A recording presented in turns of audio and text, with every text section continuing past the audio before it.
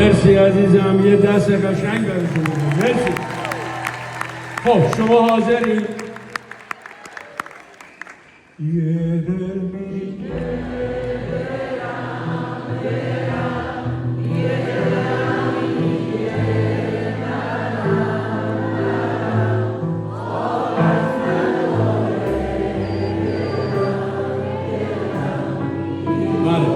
تلفناتون هم با چراغش میتونید دارید.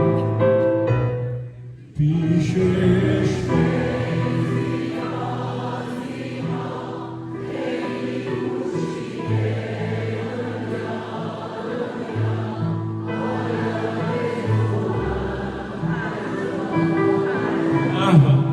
شبیه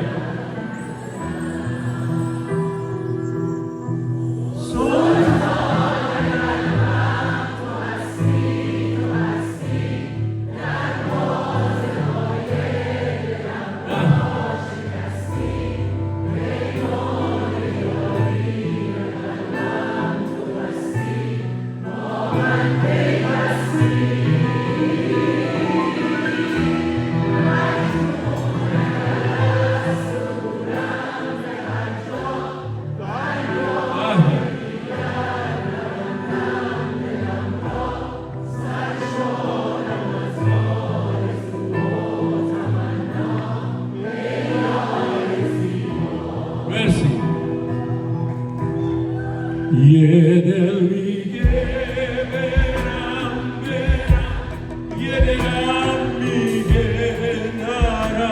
نرم طاقت نداره دلم بی تو چه کنم پیشش زیبا خیلی کوچیکه دنیا با یاد تو هم هر جا ترکم نکنم سلطان قلبم تو هستی در بازه های پیمان یاری به قلبم تو بستی با من پیوستی اکنون اگر تو دورم به هر جا بر یار دیگر نبندم دلم را سرشارم از آرزو و تمنا ای یار زیبا ای یار زیبا